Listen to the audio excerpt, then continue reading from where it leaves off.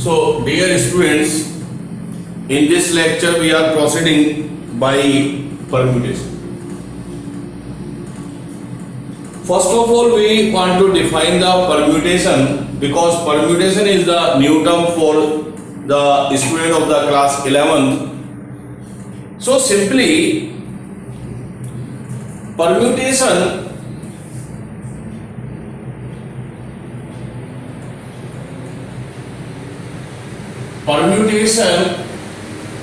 is the arrangement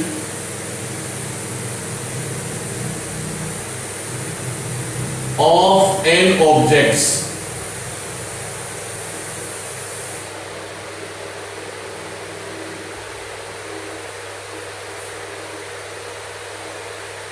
taken R at a time or on. So simply permutation is called the arrangement of the n objects in a line or as a required symmetry. So basically this word is very important. Arrangement word is very important for the permutation. The permutation simply the arrangement of the n objects in which we want to arrange some objects or all objects. So let us suppose we want to arrange R objects or all objects. So the permutation is the arrangement of the n object taken R at a time or all. That is,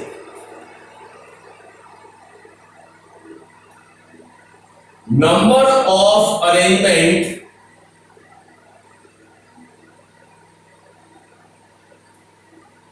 is called number of permutations.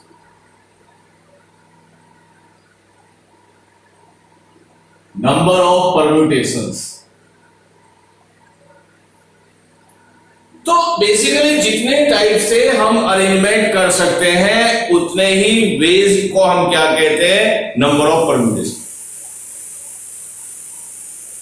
अब अगर इसको आप define करना चाहें तो number of permutation of n object, और हम ऐसे भी डिफाइन कर सकते हैं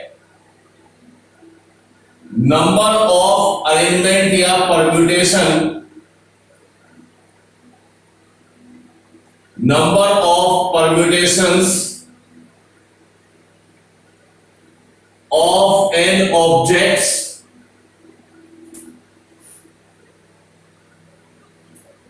taken are at a time where r is less than equal to and greater than 0 and no repetition यहां पर अलाउ नहीं है. So number of permutation of n object taken r at a time where r is less than equal to n और greater than 0 and repetition is not allowed are n into n minus 1 into n minus 2 into n minus 3 up to n minus r plus 1. तो ये number of veg है. अगर आपके पास n objects है उसमें से कुछ ऑब्जेक्ट्स को आपने अरेंज करना है और वो number of object obviously n के इक्वल हो सकते हैं या आप n से छोटे ले सकते हैं. मैंने आपको प्रीवियस लेक्चर में भी बताया था कि अगर आपके पास 20 स्टूडेंट हैं तो नंबर ऑफ चेयर्स एटलीस्ट आपको 20 होनी चाहिए. तो या 20 से ज्यादा नंबर ऑफ चेयर्स होगी तभी आप 20 स्टूडेंट्स को 20 चेयर्स पर या उससे ज्यादा चेयर्स पर क्या कर सकते हैं, अरेंज कर सकते हैं, बैठा सकते हैं. तो ये नंबर ऑफ वेज होंगे. इट इज डिनोटेड बाय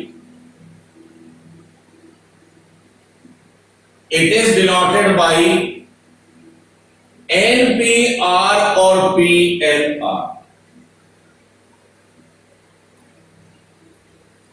तो ये इसका सिंबल है P for permutation. There are n object और we want to arrange R object.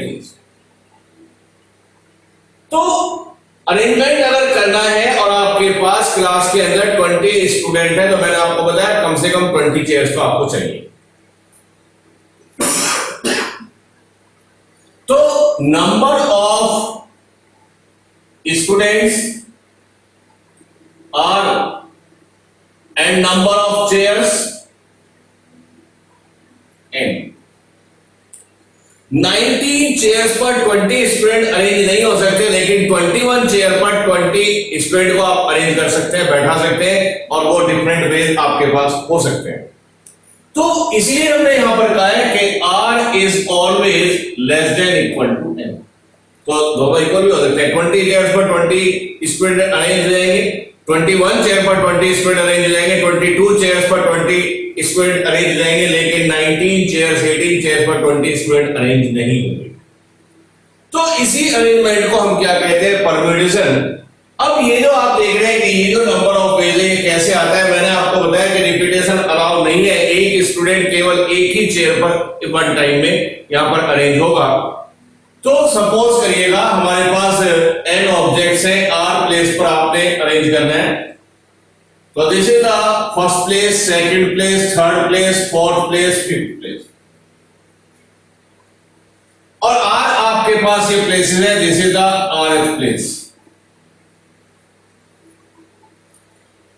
First place you can fill by n times. आपके पास आर प्लेसेस हैं, आपने आर अरेंजमेंट करने हैं, आपने कुछ ऑब्जेक्ट, आपने आर ऑब्जेक्ट का अरेंजमेंट करना है। तो अगर 20 स्टूडेंट को आपने 40 चेयर्स पर बैठाने हैं, तो उनके लिए 20 के लिए 20 ही प्लेसेस आपको चाहिए। तो 20 प्लेसेस ही हैं आर, ठीक है। अब पहला place you can fill by n ways. अगर आपके पास 40 चेयर्स हैं, तो पहला प्लेस आप भर सकते हैं कितने? नंबर ऑफ स्टूडेंट, अगर नंबर ऑफ स्टूडेंट 20 है, तो आप इसको 20 वे से भर सकते हैं। या आप कह सकते हैं कि जो पहला स्टूडेंट है वो कितने तरीके से बैठ सकता है? 40 वे से बैठ सकता है। अगर 40 चेयर्स अवेलेबल है, स्टूडेंट 20 है, तो एक स्टूडेंट, पहला स्टूडेंट जाएगा तो वो 40 वे से कोई भी एक सीट ले सकता है, 40 में से कोई भी। तो दिस वन इज द 40। अब एक प्लेस ऑक्युपाई हो गया, अब आपके पास प्लेसेस बचे 39। तो दूसरा स्टूडेंट आएगा और दूसरा स्टूडेंट 39 में से अपना प्लेस ले लेगा। तो पहला ये हमने प्लेस ऑक्युपाई किया n वे से, एक यहां पर प्लेस ये ऑक्युपाई हुआ, तो अब ये कितने वे से होगा? n-1 वे से। फिर नेक्स्ट में एक कम हो जाएगा, n-2, और ये n-3, n-4। और एक सिमेट्री देखिएगा, पहला प्लेस n-1, दूसरा प्लेस तो n-1, तीसरा प्लेस तो n-2, फोर्थ प्लेस n-3, तो rth प्लेस होगा n-r-1, और इसको मैं कहूंगा n-r+1। इसका मतलब क्या हुआ? टोटल नंबर ऑफ परम्यूटेशन या arrangement is equal to n into n-1 into n-2 and up to n-r+1। अब मुझे इसको फैक्टोरियल की लैंग्वेज में कंप्लीट करना है, तो फैक्टोरियल की लैंग्वेज में कंप्लीट करने के लिए इसको आप आगे प्रोसीड कर दीजिएगा। और आगे क्या आएगा? इससे नेक्स्ट जो टर्म आएगी वो आएगी n-r-1 चलता रहेगा। और अगर फैक्टोरियल की लैंग्वेज में उधर से देखें तो 1 into 2 into 3 and so on, इधर से एक डिक्रीज होगा, उधर से एक इंक्रीज होगा। So we have multiplying by this and dividing by this. तो इसको कंप्लीट करने के लिए मैंने इसका मल्टीप्लाई किया, इसी से हम यहां पर डिवाइड कर रहे हैं, n-r, n-r-1 और 1 2 and 3। तो अगर आप देखें तो ये पूरा फैक्टोरियल कंप्लीट हो जाता है, n-1, n-2 and so on 1 2 3। तो इस ऊपर वाले न्यूमरेटर को आप क्या कह सकते हैं? This is the value of n factorial. और यहां से एक माइनस हो रहा है, तो 10 9 8 7 6 5 4 3 2, तो इसको क्या लिखेंगे? फैक्टोरियल 10, तो यहां पर लिखेंगे n-r फैक्टोरियल। और यही आपका फॉर्मूला है किसका, परम्यूटेशन का, Pn। बट यहां पर एक चीज याद रखिएगा कि यहां पर repetition is not allowed, repetition is not allowed, यहां पर रिपीटेशन नहीं होता है। तो ये मैंने आपको सिंपल डेफिनेशन आपको बताई है। तो परम्यूटेशन जस्ट लाइक अरेंजमेंट। अब आप एक दूसरा केस लेते हैं, यहां पर हमने कहा है कि taken r at a time. अब हम दूसरा लेते हैं, number of permutation of n object taking all at a time, number of objects and taking all at a time. अब आप ये दूसरा केस लिए इसका,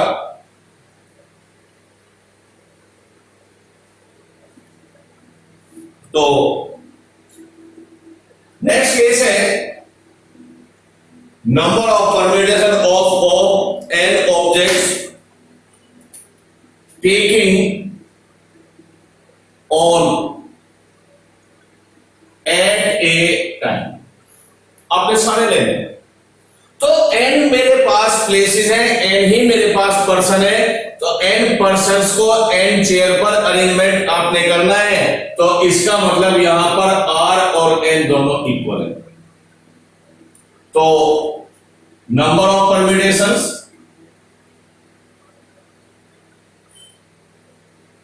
नंबर ऑफ परम्यूटेशंस यहां पर हो जाएगा एन पी एन। और अगर इसी को फॉर्मूले से सॉल्व करें तो n फैक्टोरियल, मैंने अभी आपको बताया था npr is equal to n factorial और n माइनस r फैक्टोरियल। यहां पर r भी n है तो n फैक्टोरियल और n minus n factorial, that is n factorial upon 0 factorial. n factorial 0 factorial होता है 1, this is n factorial. But यहां पर भी एक कंडीशन है कि repetition is not allowed, repetition is not allowed। यहां पर भी रिपीटेशन अलाउ नहीं है। और दूसरा केस, अगर रिपीटेशन अलाउ हो जाए, if repetition is allowed, then number of permutations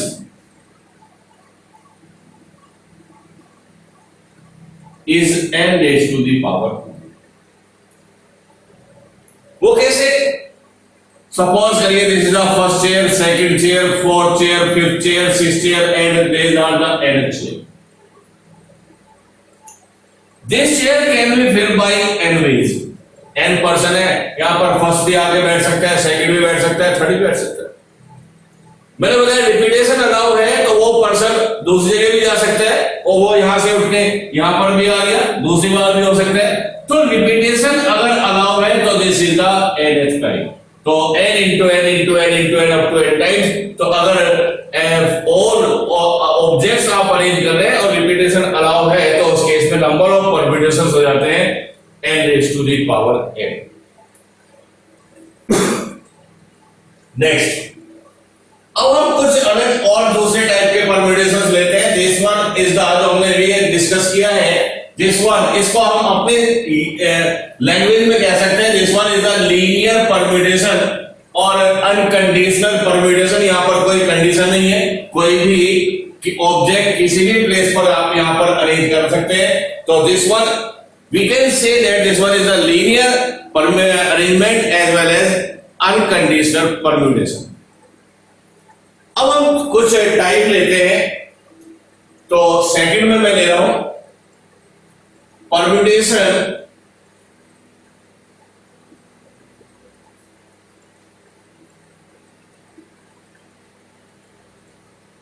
for condition.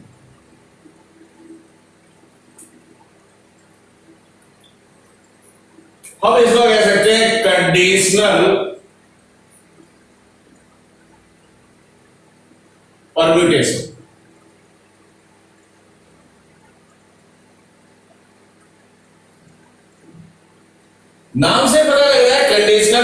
Permutation का मतलब है जिसके अंदर एक पर्टिकुलर कंडीशन हमें गिवन है और उस कंडीशन को हमने फॉलो करना है और उस कंडीशन को फॉलो करके अरेंजमेंट करना है objects.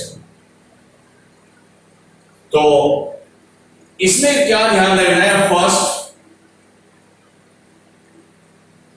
Arrange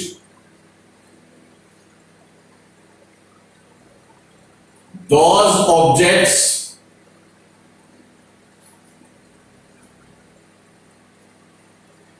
which are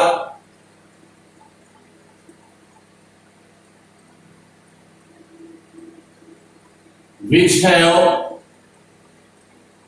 a specific condition।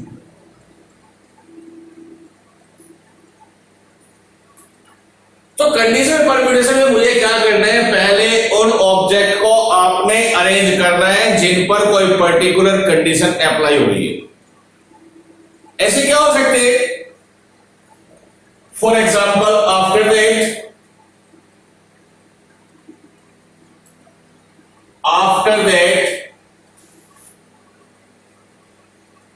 Remaining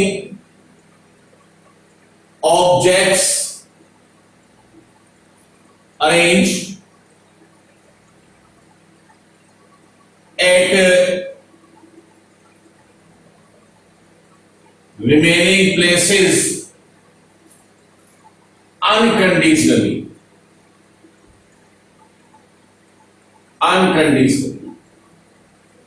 तो पहले वो ऑब्जेक्ट आपने अरेंज करने जिन पर कंडीशन अप्लाई हो रही है और वो करने के बाद में आपके पास जो बाकी ऑब्जेक्ट्स बचे हैं उनको अनकंडीशनली कहीं पर भी आप अरेंज कर दीजिए। For example form a 4 digit even number by using 1 2 3 4 5 6 और कंडीशन है no repetition, no repeat of any digit. So यहां पर एक कंडीशन है, वो कंडीशन है कि there 4 digit number should be even. वो नंबर क्या होना चाहिए, इवन होना चाहिए।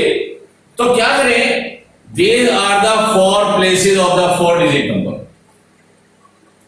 if you want to form a even number, so the unit place digits should be as 0 2 4 6 and 8।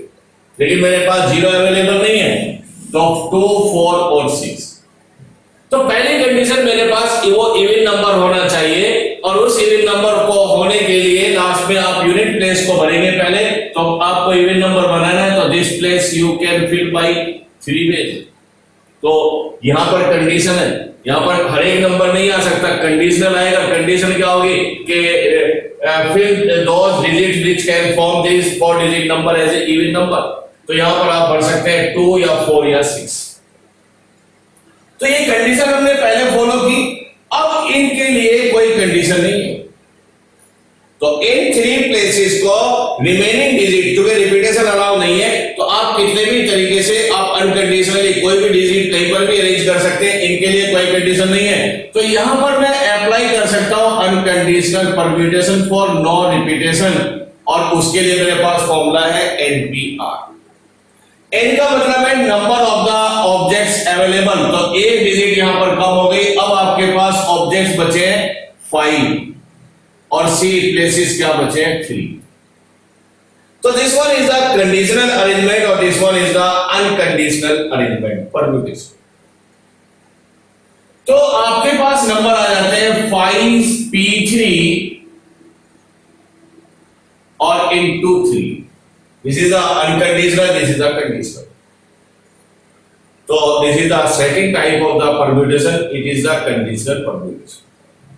One more example हो सकता है form a 3 digit number by using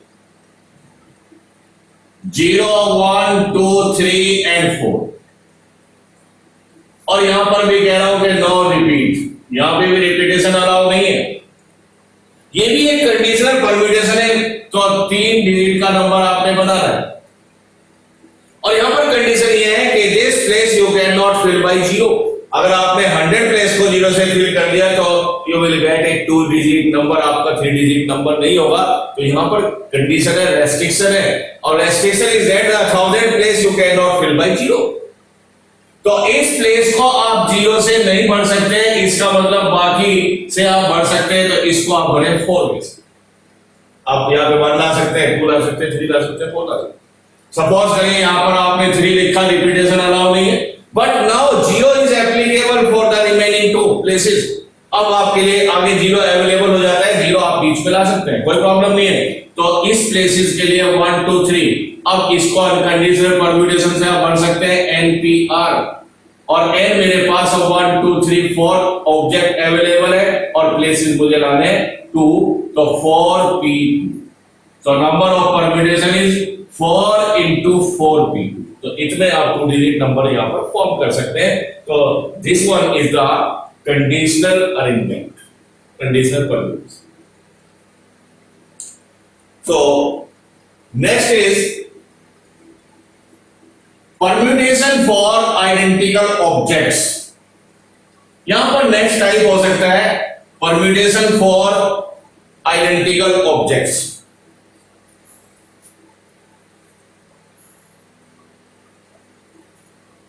permutation for identical objects.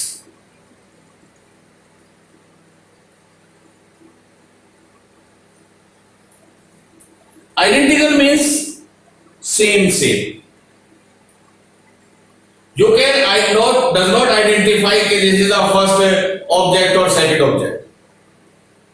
For example, there is a bag. We have some balls of different colors. And suppose we have 4 white balls, 3 red balls and 2 yellow balls. Identical. You have drawn a ball from the bag randomly. ये हमने thoroughly mix up किया हुआ है। आपने एक ball यहां से bag से ड्रॉ किया है और आपने बॉल ड्रॉ करके आपने उसका कलर नोट किया है। तो we have noted that this is a white ball. आपने बहुत अच्छे से देखा कि the colour of this ball is white and again put in the bag and again you have drawn the second time a ball from the bag and also you get this ball is also white. आपने पहली ball निकाली, उसका आपने colour note किया, white था, फिर आपने उसको वापस बैग में डाल दिया, मिक्सअप किया, फिर आपने दूसरी बॉल ड्रॉ की, वो भी आपको व्हाइट मिली। आपने बहुत अच्छे से देखा। But you can not justify that this ball is a ball which you have get in the first throw. आप ये जस्टिफाई नहीं कर सकते या आप आइडेंटिफाई नहीं कर सकते कि ये बॉल वही है जो पहली बार ड्रॉ की थी या कोई और है। तो अगर ऐसी सिचुएशन आती है तो इनको हम कहते हैं identical objects. There is a word Clifton.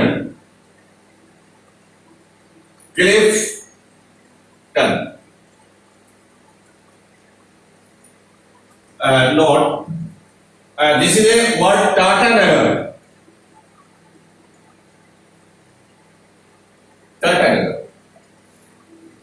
तो यहां पर आप देख रहे हैं कि एक ही ऑब्जेक्ट कई बार आ रहा है। तो A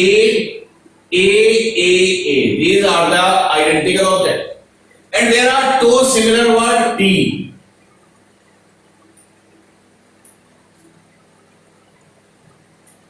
दो T है तो ये भी क्या है, आइडेंटिकल है। तो these 4A are identical, 2T are identical. तो these are the identical objects.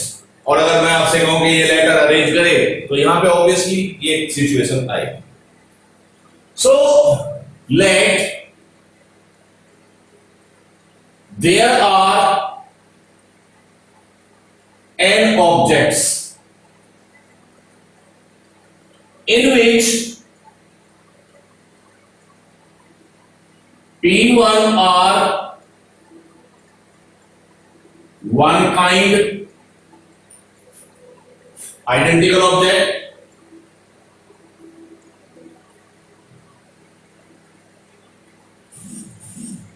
P2 are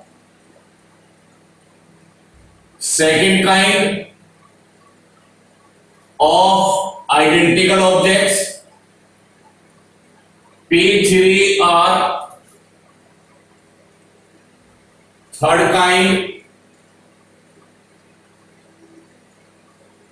of identical objects.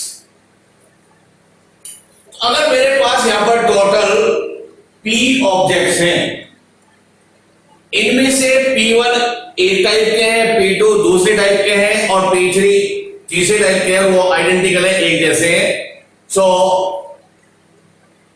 Number of permutations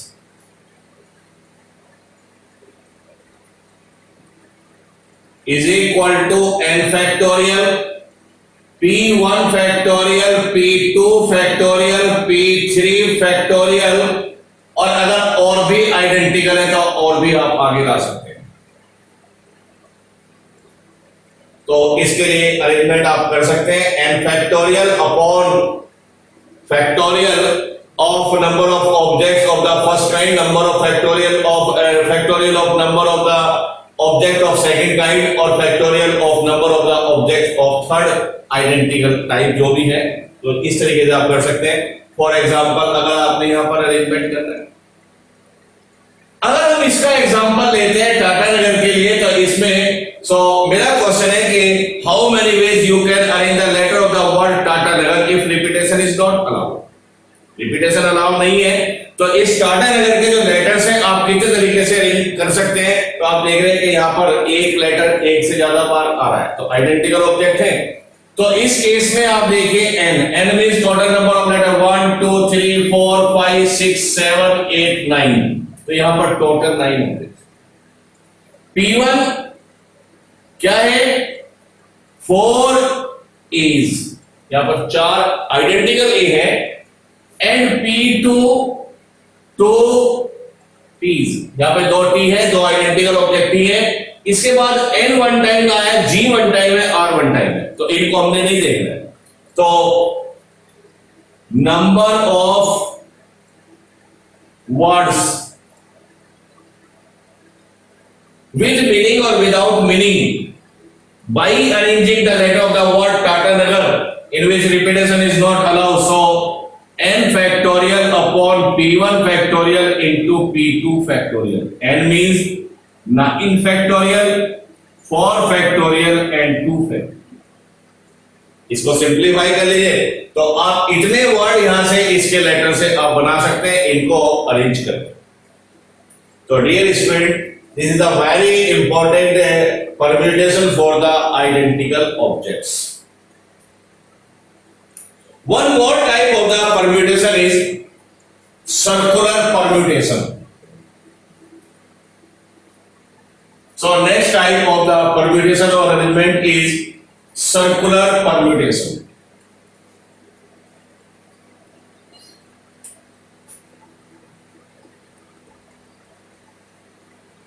Circular permutation.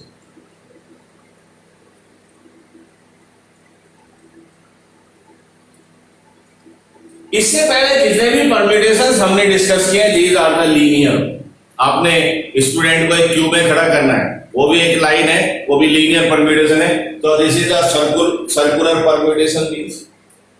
Late us suppose we have called some guest on dinner and we have a circular और rounded dining table. So we want to sitting these 10 guests or 20 guests around the circular table. So this arrangement is called the circular arrangement or circular permutation. So let us suppose we have this rounded table or circular table, dining table. There are n guests. हमने n guests को यहाँ पर call किया. We want to arrange these guests around this circular table, अगर N gas को आपने circular table के चारों तरफ आपने अरेंज करना है, उनको बैठाना है, तो नंबर ऑफ परम्यूटेशन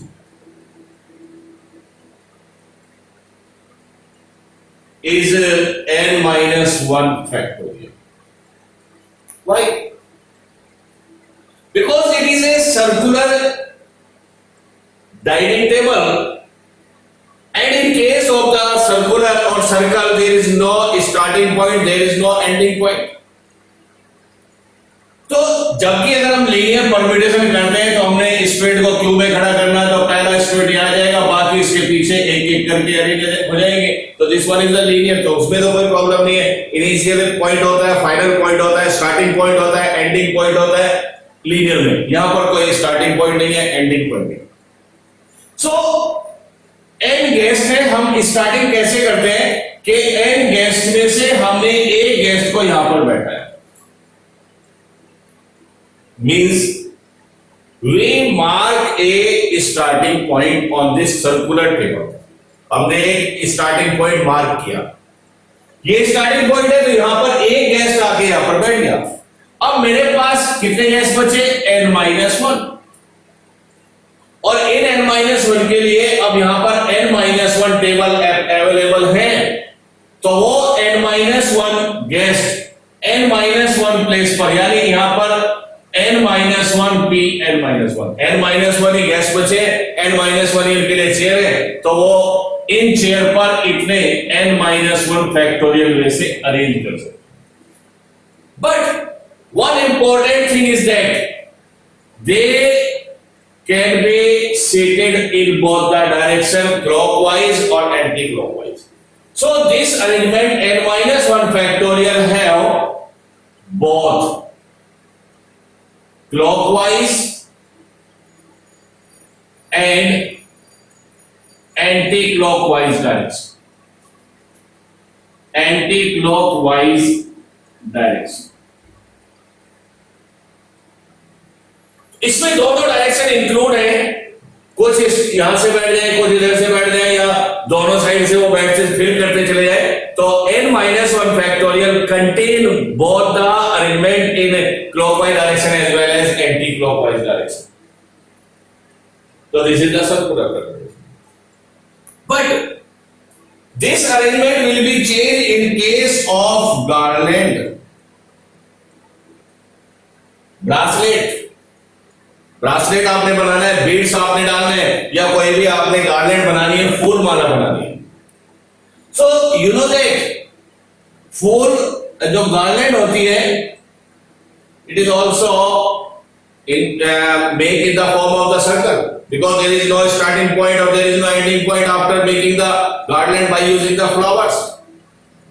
जब आप गार्लैंड तैयार कर लेते हैं तो वो इस तरह की होती है, तो उसमें ना तो एंडिंग पॉइंट होता है ना स्टार्टिंग पॉइंट होता है।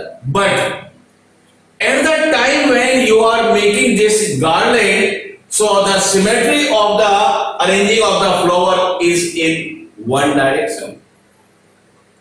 Yeah, it was in one direction.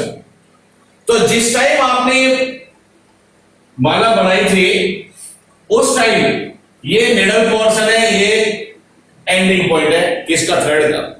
तो जब आपने यहां पे बनाई तो फ्लावर डालने की डायरेक्शन एक ही थी, तो आपने यहां से फ्लावर डाले,